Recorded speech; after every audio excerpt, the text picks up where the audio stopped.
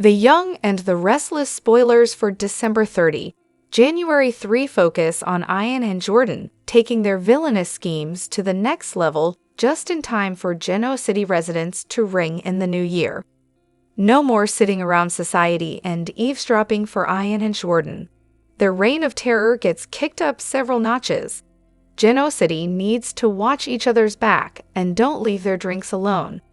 Damage will be done. First, Ian and Jordan make a dangerous move early in the week. Does this involve Tessa or someone else? Maybe Phyllis?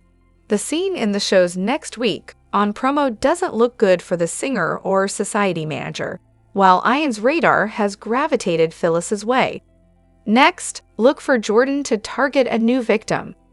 If Sharon isn't the focus of Jordan's latest menacing maneuver, who is? Someone closer to home for Jordan who needs to watch out. Thankfully, not all of Jordan and Ian's plans go smoothly because Nick makes a shocking discovery. Is he the one who first spies Jordan and Ian?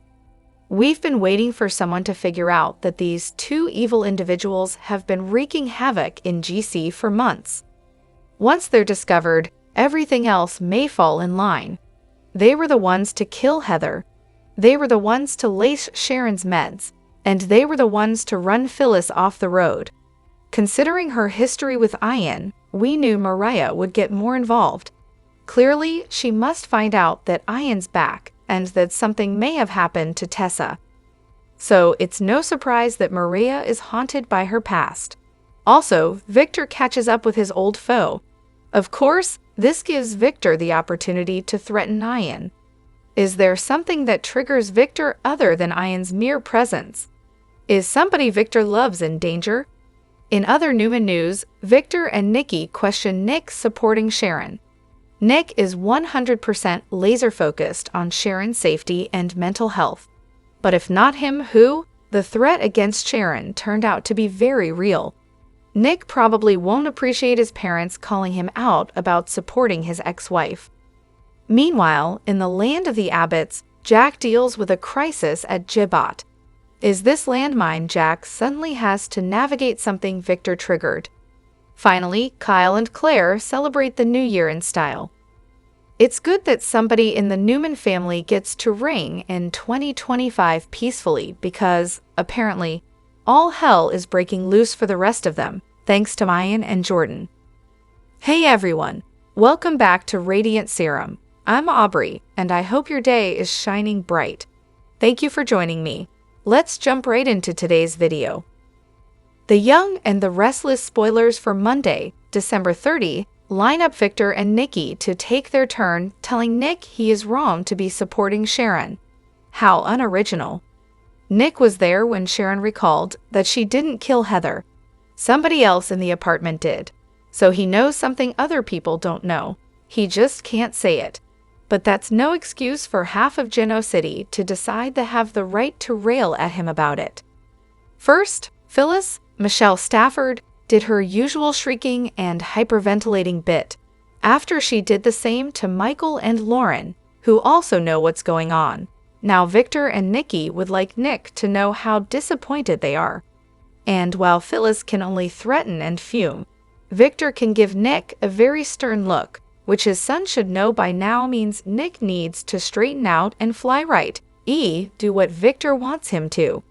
Pristine is missing Danny Michael Damien, so he attempts to move heaven and earth to get back to her. While Phyllis is a complete lunatic, at least we have to admit she still remembers that her son and granddaughter have just suffered a major loss. Sure, making Heather's death all about her isn't good for Daniel and Lucy, but at least we know Phyllis cares in her own unhinged way. Danny seems to have more important things to worry about. Jordan and Ian have yet another awful, terrible, no good, very bad plan. Maybe this time we'll figure out what their endgame is and how they plan to achieve it. At the same time, doing nothing more than lurking about town. On the December 27 episode of The Young and the Restless, Victor practically begged Chelsea to move into the old ranch house with Adam. While he clearly dislikes Sally, it's a big surprise that he's suddenly Team Chelsea these days. Why does Victor want this pairing so badly?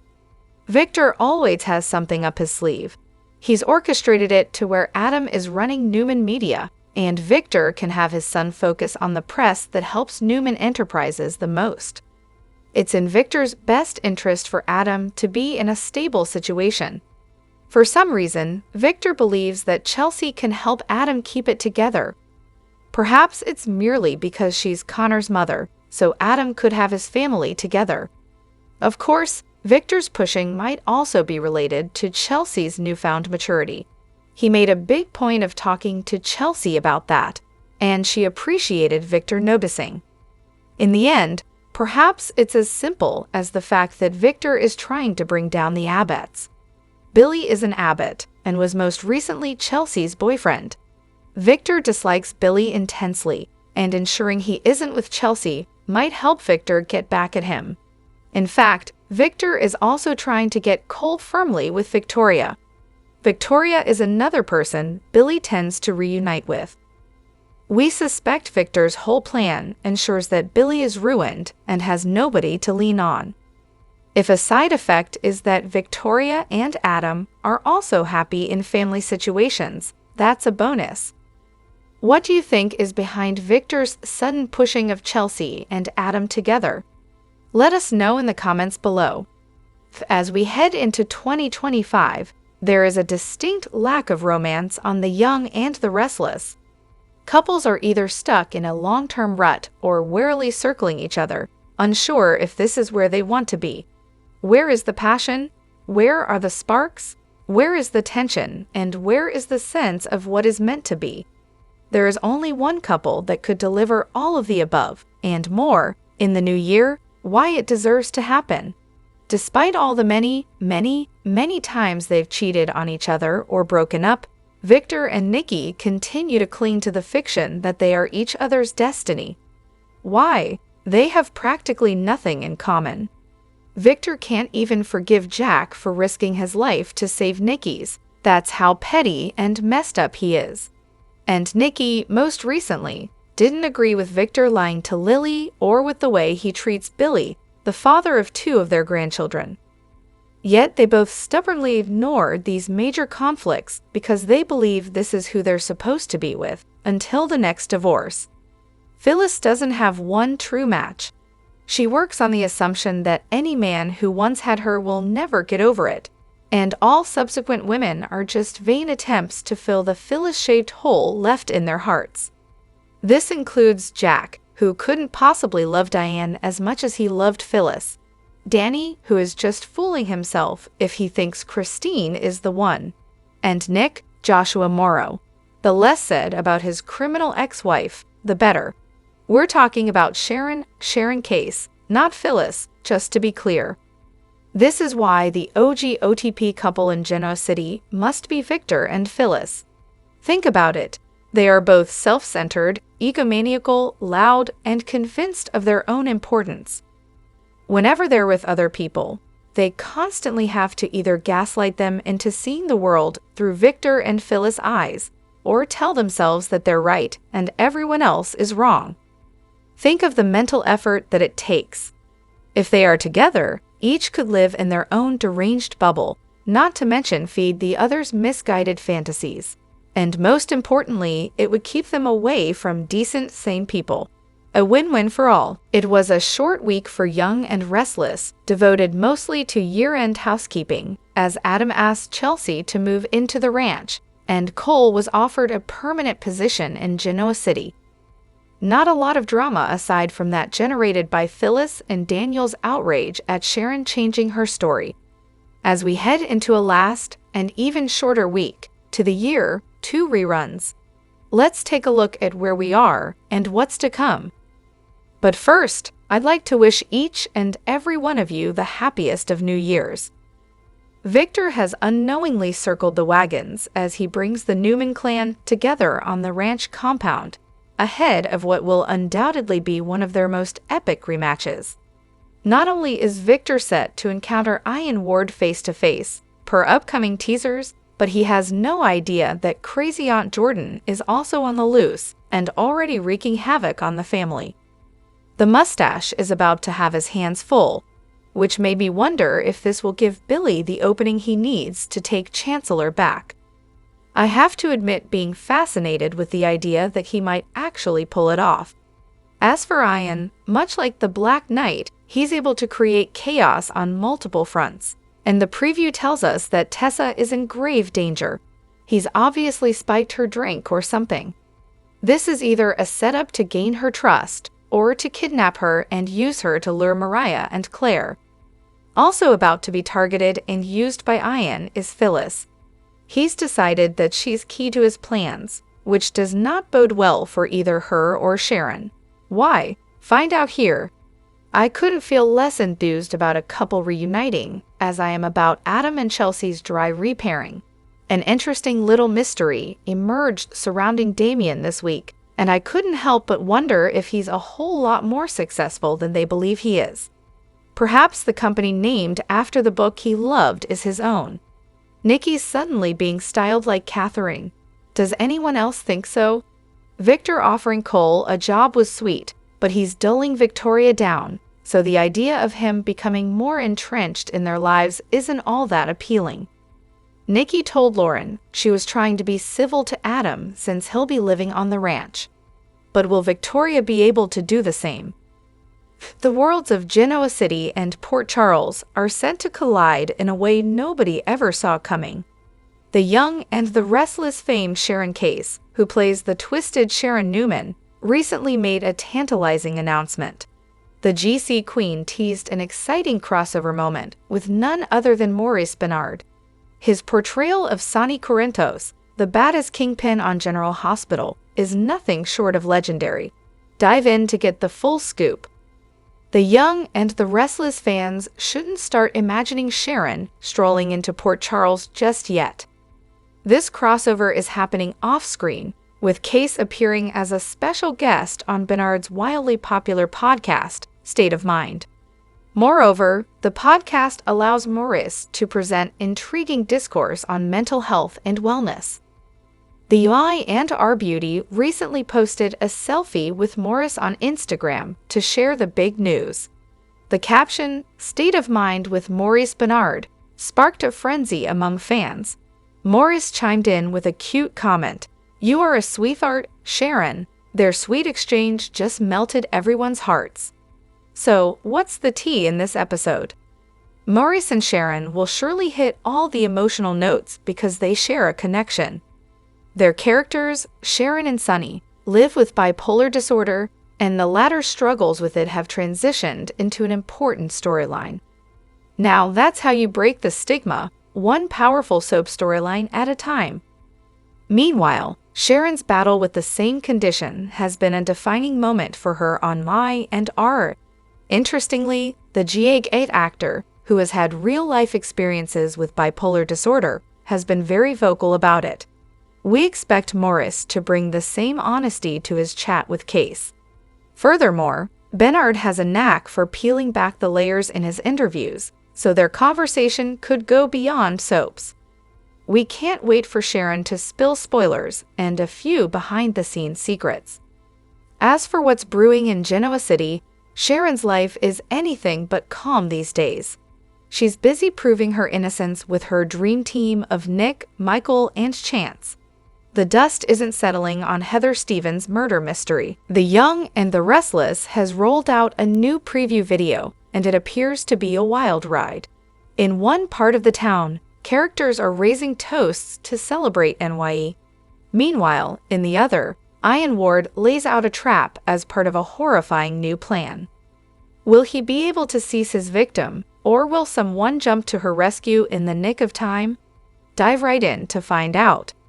The Young and the Restless preview video begins with Victor Newman celebrating NYE with Nikki Newman and Claire Grace Newman at the Newman Ranch. He raises a toast to all Newmans near and far. He hopes that the new year becomes the best year of all their lives. But will Ian let that happen? He seems to be lurking around, waiting for the right moment to strike at someone. Across town, Christine is standing alone at a New Year party. Just then, Danny arrives from behind and covers her eyes to surprise her. Christine is thrilled to see him. "You made it. she exudes cheerfully in the video. However, some spoilers tease that their kiss will get interrupted by an unexpected arrival. Yet, somehow, Danny and Christine will manage to have the best NYE ever. Tessa faints and falls into Ian's arms. Next, at Society, Ian Ward has laid his trap to entrap Tessa Porter. We see a shaky Tessa stumble out of the door, and Ian is standing right outside. "I can't breathe," she claims in a panicked voice. Ian approaches her, and she falls right into his arms and faints. It appears as though Ian Ward has deliberately drugged her. But why? Is he trying to make her sick, or does he intend to abduct her? The Young and the Restless spoilers indicate that Ian Ward has devised a plan to get rid of Sharon Newman. Ian has introduced himself to Tessa Porter, and she believes he is a good man.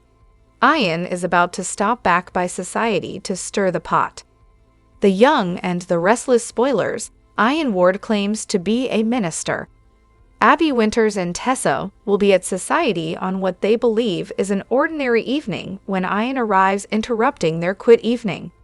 Playing a preacher is Ian's way of hiding his identity, but Tessa has no earthly way of knowing this. How far will Ian take things from here? Ian will be dressed to the nines in his preacher clothes, ready to turn on the charm and turn up his game. Ian has to keep Tessa busy while Jordan Howard does his dirty work for him. How long will Tessa fall for Ian's games before she feels that something is off? Will Tessa learn the truth before it is too late? My and our spoilers. A dangerous stranger is among us. Fans know that Ian doesn't show up without an agenda.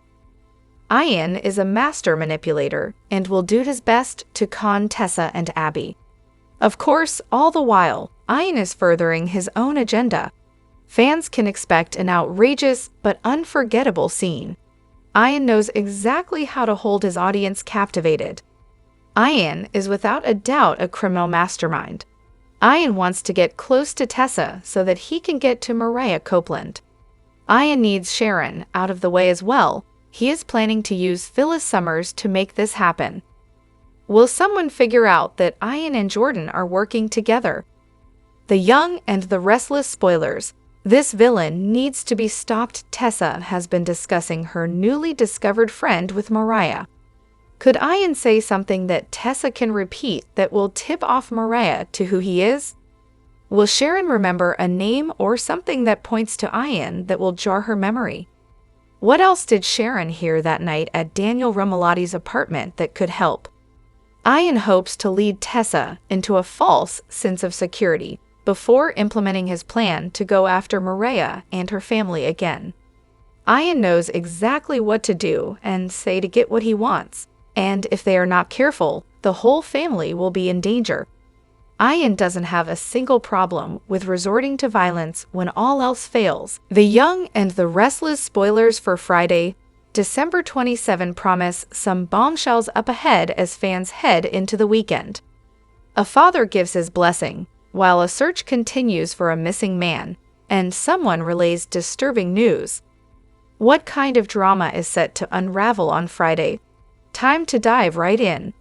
Lie and our spoilers for Friday, December 27 note that Victor Newman will offer his blessing to Victoria Newman and Cole Howard.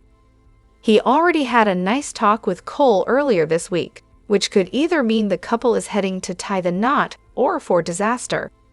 As Cole covered for Victor during the time he locked Jordan in the Newman Ranch basement and never told Vicky, could this secret surface, especially with Jordan out on the loose right now? Speaking of Jordan, Ian Ward will have an interesting encounter with both Abby Newman Abbott Winters and Tessa Port. While it seems as if Tessa will continue to fall for Ian's fakeness, Abby will be on high alert. Is this the beginning of the end for Ian? Over in LA, my and our spoilers for Friday, December 27 suggest that Nate Hastings and Audra Charles will continue to search for Damien. However, they won't be successful. As actor Nathan Owens is set to debut on Wednesday, January 8, fans should anticipate some snags over the next couple of weeks where Damien's search is concerned. Lastly, Y and R spoilers for Friday hint that Chelsea Lawson will have some disturbing news for Adam Newman. Is this about Connor Newman, or something/someone else? Only time will tell. The Young and the Restless spoilers document that Chance Chancellor doesn't want to believe Sharon Newman is guilty, but he needs evidence to displace what is nothing more than what seems like a wild theory. Sharon's hypnosis sessions are the latest steps in breaking this mystery thriller storyline. Viewers know what she, Michael Baldwin, Nick Newman, Daniel Rumalotti, and an expanding variety of other characters don't. Jordan Howard is the killer, and Ian Ward is her directing accomplice. The Young and the Restless spoilers. Chance Chancellor is the right man. Chance and Sharon bonded after Ray Rosala's sad death. While they didn't reach full couple status, Chance and Sharon became good friends. That undeniable part of their shared history made it hard for Floyd's character to accept that she was guilty. However, Sharon openly confessed to killing Heather Stevens. While she's changed her soapy tune about that crime, Sharon still admits to framing Daniel for the murder. Michael got through to Chance, as did Sharon. His agreement to request that this case be reopened is huge. It should be followed by an active investigation that can produce the evidence needed to clear Sharon of some crimes. I and R spoilers. Sharon Newman's not in the clear. An intriguing aspect of this tale involves Sharon's still admitted complicity in criminal activity. Michael is now arguing that the PCP altered her frame of mind, that her medication was inexplicably laced with. But taking that speculation and applying it to facts that can clear Sharon of killing Heather won't be easy. So Chance will need to find physical evidence of another human being in the apartment with Heather and Sharon on the night of the murder. Claire Newman already saw Jordan and interacted with her but didn't know. Tessa Porter was approached by Ian, who offered her a false identity. So any future disguised appearances Jordan makes in Genoa City, Wisconsin, or Ian Ward's future veiled trips into town could create witnesses who recognize one or both villains. Either instance would be the type of watershed that would push this plot tremendously. The Young and the Restless spoilers. Daniel Rumalotti's pain is intense. While Sharon has hope, Daniel remains emotionally inflamed. He's trapped without the woman he loves and continues to help his daughter deal with the powerful grief that Heather's death caused. His reality involves knowing that Sharon's confession included her continuing to live freely while an assumed trial and sentencing approached. But now Daniel is faced with her recanting part of her confession and suggesting an alternate story that could only be seen in daytime. The Young and the Restless spoilers reveal a preview clip has been released for the week of December 30, 2024. It shows Tessa Porter collapsing into Ian Ward's arms. Danny Romalotti surprises Christine Blair on New Year's Eve. Plus, Victor Newman offers a toast to Claire Grace Newman and Nikki Newman. Y and R spoilers for the week of December 30 reveal that Tessa will fall into a dangerous trap. Ian befriended Tessa while she was working at Society. Ian used the name Warren Masters and even got Tessa to show him pictures of area Porter Copeland. In a weekly preview clip, Tessa is stumbling out of Society wearing a purple dress. The minute that Tessa walks out the door, it is clear something is very wrong. Tessa is hunched over a bit while stumbling. Of course, Ian is right there to catch Tessa as she falls. When Tessa comes out the door, Ian is right there waiting. Ian pretends to have a question for Tessa. As Tessa stumbles out, Ian says, "Oh, there you are. I forgot to ask you." That is the moment Tessa can't walk on her own anymore. Tessa is able to mutter that she can't breathe, then falls into Ian's arms. The Young and the Restless spoilers for the week of December 30 reveal that Danny and Christine somehow get separated during New Year's Eve. It is shown in the preview clip that Christine is at a bar sipping a cocktail. Christine is wearing a very sparkly dress or top as well. Christine nearly spills her drink when Danny comes up behind her. Christine is overjoyed that Danny has found her before the clock struck 12. Next week, Victor will offer a New Year's toast to Claire and Nikki. It seems that everyone in the Newman family has high hopes for 2025. However, Ian and Jordan have their killer resolutions. Which storyline are you looking forward to seeing the most during the week of December 30, 2024? What are your predictions for Danny, Christine, Victor, and Nikki?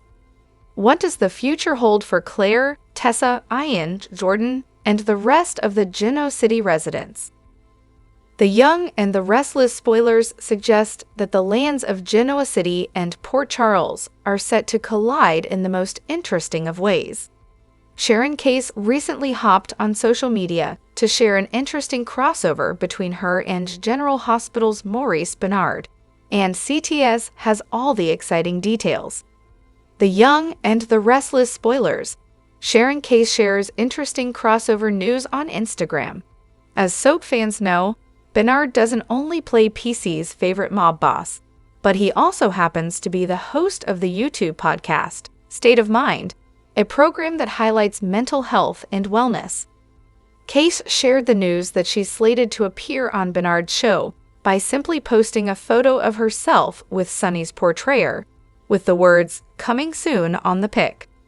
In the caption, she tagged GH and Y and R's IG handles, as well as Maurice's account and State of Minds. She simply wrote, "State of Mind with Maurice Bernard," adding a clock emoji. Bernard was quick to hit the comment section, stating, "You're such a sweetheart, Sharon." Much like GA's Sonny Y and R's Sharon has bipolar disorder and has had multiple storylines linked to mental health. As Bernard also suffers from bipolar in real life, the interview should offer great insight, and it'll be interesting for fans of both GH and Y and R to watch these two soap opera legends converse. Right now, Sharon is coming out of a horrific storyline where her bipolar meds were tampered with, causing her to have awful hallucinations, dizzy spells, blackouts, and terrible thoughts. While Ly and R fans know that Jordan and Ian Ward are behind this all, Sharon does not. The only silver lining is that she does realize she was not the person behind Heather Stevens' demise or Phyllis Summers' car crash. But will any evidence surface to help exonerate her? In Los Angeles, Amy, Audra, and Nate chat about the wonderful weather and beautiful people. Audra compliments Amy, who tells Nate she's a keeper. She admits she's a bundle of nerves at the thought of seeing her son. Nate is too. Denise Tolliver comes in and has new information about Damien. At Society, Nikki and Lauren talk about the year just flying by. Lauren jokes that helping her run Newman Media and Fenmore's at the same time nearly killed her. Nikki toasts to good friends. They laugh about being able to bitch to each other about things they have to pretend to be thrilled about with others. Lauren asks Nikki, "What's the topic?" It can't be Victor. Nikki admits their family is more united than ever. Lauren asks, but she asks if she's waiting for the other shoe to drop, because things are going so great. At the tack house, Cole tells Claire that her mother is still not better, but she hopes to be by New Year's. Guy and Claire discuss her new horse. He loves that she took it so seriously and is proud of her. Seeker is beautiful. Claire worries that Nikki and Victor buying her a horse is too much. Cole says it's to make up for not buying her a pony as a child. Claire thinks her grandfather is warming up to the idea of Cole and Victoria being together. It's the best Christmas present she could have wished for. Cole muses that it took time for Victor to come around. They had their differences, but found common ground in wanting to protect their family. He reflects that he and Victoria are older and hopefully wiser. He hopes Victor and Claire both know he wouldn't hurt her as he did in the past. Cole is sure Victor will protect the family against any and all threats. He'd die for them if it came down to it. Claire agrees. Everything is about putting the Newmans first. Cole has the same level of commitment to her and her mom. Claire has seen that every day since she knew he was her dad. They hug. Adam and Chelsea walk into the ranch with her complaining about Connor not wanting to wear the scarf he got for Christmas. Adam says it's hideous and cute. Victor comes in as Chelsea vows their son will wear it. Adam tells his dad they're there to pick up Connor. Victor says he's at the pond skating rings around the others. He asks Adam for a word alone with Chelsea. Adam takes the scarf from Chelsea and leaves the room. Chelsea isn't sure what Victor's about to say, but she wants to set the record straight. She guesses he thinks she and Adam are in a better place. They are, but it's all for Connor's sake. There's nothing romantic happening between Adam and me. We're not getting back together. Victor's sorry to hear that. He's told Adam that it would be good for him and Connor for them to reunite their family. Chelsea says it would not be good. They were not stable. Victor blames Sally Spectra. Chelsea reminds him he didn't approve of her before either. Victor's seen her change and come out stronger from her trials. He thinks Adam would benefit from her being back in his life. Chelsea asks, "What do you want?" He wants her back in the Newman family. In Los Angeles, Denise Tolliver tells Nate, Amy, and Audra there's a pattern to Damien's changes of address and employment. All the apartments he's lived in have been owned by the same management company. Dangler. His jobs have all been with Monte Cristo Investments. Audra and Nate wonder if it's corporate housing. Tolliver says it's not. Audra finds it strange he'd make lateral moves all within the same company. Nate thinks he might know why. At Society, Nikki tells Lauren there will be no shoe dropping in 2025. Lauren almost believes her. Nikki says Catherine always reminded her about perspective. Thinking negative thoughts will bring negativity on. She talks about overcoming her challenges to re-embrace success. Lauren says she manifested that with hard work. Nikki admits Adam has taken Newman Media to great heights. Lauren says it's true, but she's surprised to hear her admit that. Nikki tries to give credit where credit is due. Lauren shoots her a look. Nikki says the truth is that Victor offered him their old house, so she's trying to get used to being more civil. Lauren feels there's nothing wrong with that. As long as they have people to lift them up, they'll be okay no matter what life throws at them. At the ranch, Chelsea appreciates Victor's endorsement. He tells her they should live in his old house as a family. Chelsea knows that offer is about more than just material things. Victor says, "It's a home, Chelsea. Connor will thrive there." Chelsea admits it's tempting, but there is simply too much negative history between her and Adam. Victor waves her off. Let bygones be bygones. Chelsea believes Adam is still very much in love with Sally. Victor thinks that was a momentary distraction. Chelsea says he's wrong, but this is about me and Adam. The idea of them living together on the Newman compound isn't what she thinks would be best. Victor urges her to give his proposal some thought. Adam comes in with Connor, who is wearing the Christmas scarf. Connor tells his grandfather about scoring a goal and Chelsea ribs the kid about the scarf. Victor asks if Connor would like to live there and Chelsea blurts, "We should go." Adam hangs back to talk to his dad. What was that about? Victor thinks it's sad they're not all living there. Adam tells him he'll move in right after the new year. Victor fist bumps him. I love that. In Los Angeles, Nate tells the group that Monte Cristo Investments, as in the Count of Monte Cristo. He says in the book, a man named Dangler is a key character. The private eye is disappointed she didn't pick up on that. Amy says she remembers Damien reading it when he was younger. Audra feels this can't be a coincidence. Tolliver asks, but what does it mean? Amy remembers Damien's basketball jersey in high school was number 34. Nate explains that when Dangler becomes a prisoner in the book, his number was 34. Amy says Damien chose that number because of the book. He liked it so much. Nate feels this has to mean something. To get answers, he'll have to contact his brother. At the ranch, Claire and Cole come in and greet Victor and Adam. Claire was riding her new horse. Adam says he'll be seeing them more in the new year and exits. Victor explains he's moving into the old house. He asks Claire and Cole about their plans. They're going to meet Nikki and Lauren for lunch. Victor can't join them, but asks for a word with Cole. Claire tells Cole she'll meet him at society and leaves. Victor remarks on how happy she seems. Cole thanks him for gifting her the horse and for respecting his relationship with his daughter. What is it you need to talk to me about?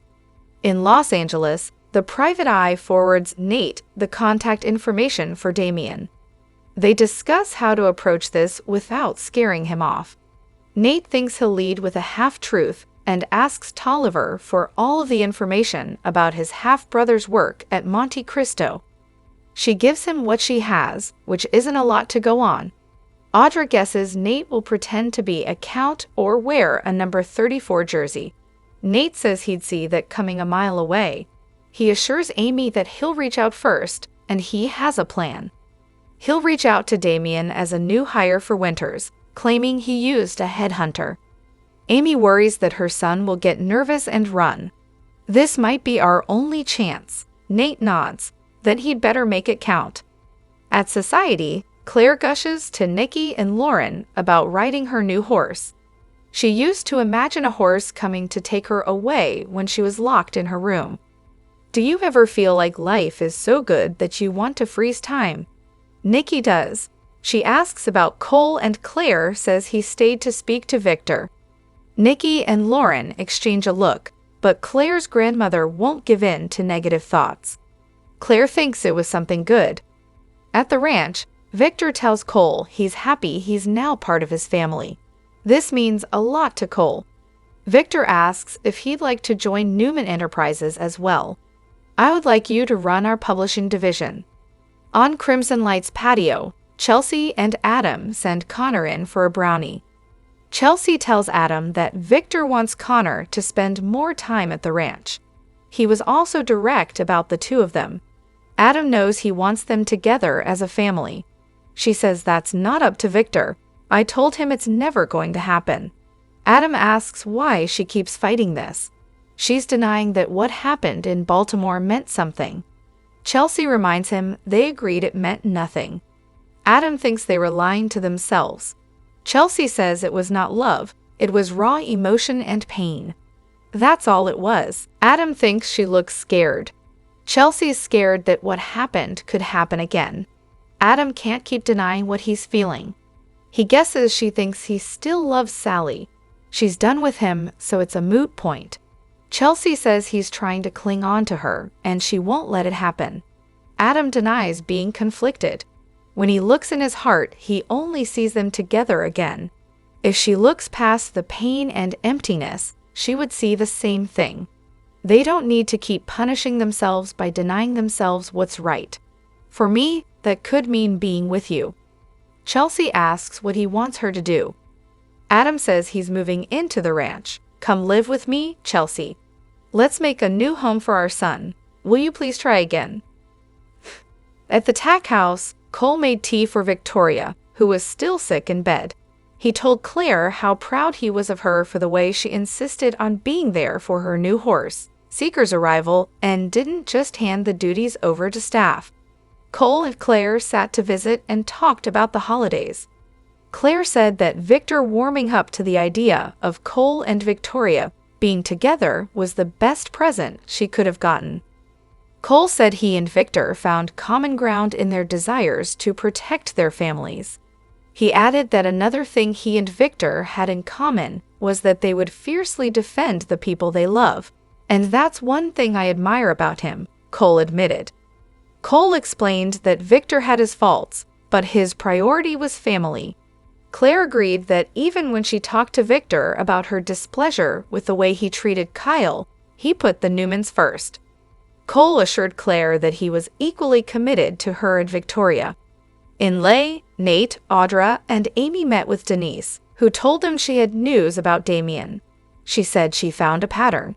The apartments he's lived in were all managed by Dangler's Properties. Additionally, All of his jobs have been affiliated with the same umbrella company, Monte Cristo Investments. Denise didn't think it was a coincidence. Audra wondered why Damien would make lateral moves all within the same company. Nate thought he might know. Nate referenced the Count of Monte Cristo book, which had a main character named Dangler. Amy remembered Damien reading the story when he was growing up. Nate said it was about a man who was unjustly imprisoned and came into a fortune. He escapes, remakes himself as the main character, and sets out to avenge his wrongful incarceration, Nate explained. Audra said it couldn't be a coincidence, and if Damien was half as brilliant as Nate, he must have made the same connection. Amy had a fuzzy memory of Damien's number 34 basketball jersey in school. Nate explained that in the book, the character was referred to as number 34, the number on his prison cell. Amy said that Damien chose the number because he loved that book. She added that he read all the classics and would quote lines from the stories. You couldn't possibly listen to them all, but that book stood out because he liked it so much, she concluded. Nate said to understand what all of it meant, they needed to contact Damien. Denise texted Damien's address and number. Nate asked her for all the information she had about Damien and where he worked and lived. Audra assured Amy that if Nate said he's got this, then believe him.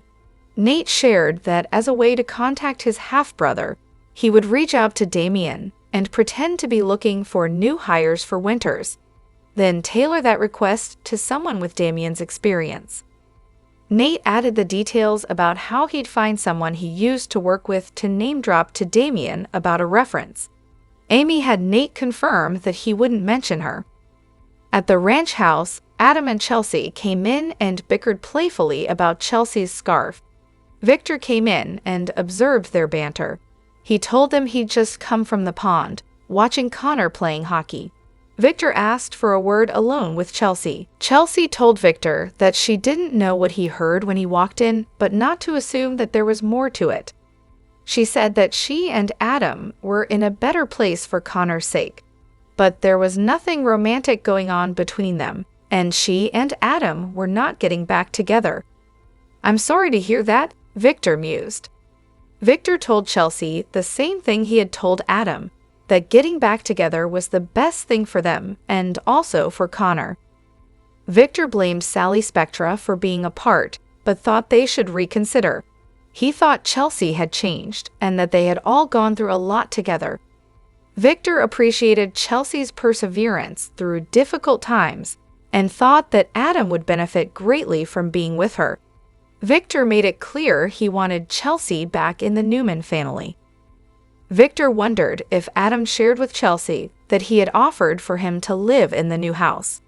Victor thought it was a great place for Connor to grow up and said all of them could live there as a family. Chelsea said that she could see how it would be good for Connor, but there was too much negative history between her and Adam.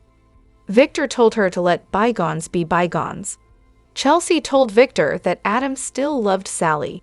Regardless, she didn't think living there would be best for her. Connor and Adam came in. Connor told Victor that he wished he could come to the ranch every day, and Victor said he bet that he would like to live there. Chelsea interrupted and made a quick exit with Connor before Victor could say more. Adam hung back a moment to ask Victor what he had talked to Chelsea about. Victor told him he was trying to convince her that Connor should live there. Adam reminded Victor that Connor lived with Chelsea, but said he would move into the other ranch house right after the new year. Victor fist-pumped him and said he loved it. Cole and Claire came in, and Adam had to go. Victoria told them that Adam was moving into the ranch house. Claire thanked Victor again for the horse. They were on their way to have lunch with Nikki and Lauren at Society, and Claire invited Victor to join them. He declined but asked for a word with Cole before they left. Cole said he'd meet Claire at Society, so she went on ahead. Alone with Victor, Cole thanked him again for his acceptance and respect for his relationship with Victoria. "You have earned that, Cole," Victor told him. Cole hoped Victor hadn't asked to talk to him alone, because he had done something to upset him. Victor handed Cole a drink and said nothing had changed, and he was happy to have him in the family. "Would you like to be part of the business? How would you like to join Newman Enterprises?" Victor asked to Cole's surprise. He said he wanted Cole to run their publishing division. At Crimson Lights, Chelsea, Adam, and Connor had hot chocolate. While Connor had gone to get food, Chelsea told Adam that Victor wanted Connor to spend more time at the ranch. Adam added that Victor wanted to see them back together as a family. Chelsea noted that Victor had said the same to her, but she had told him it wasn't going to happen. Adam wondered why Chelsea kept denying the inevitable. He thought that what happened in Baltimore meant more and could have been love. Chelsea disagreed and said it was just dealing with pain. Adam said she looked scared. Chelsea was worried that what happened could happen again. She noted that they had lost Sally and Billy, and that made them feel pain again, so he was clinging on to her to feel better. Adam insisted it was not what was happening.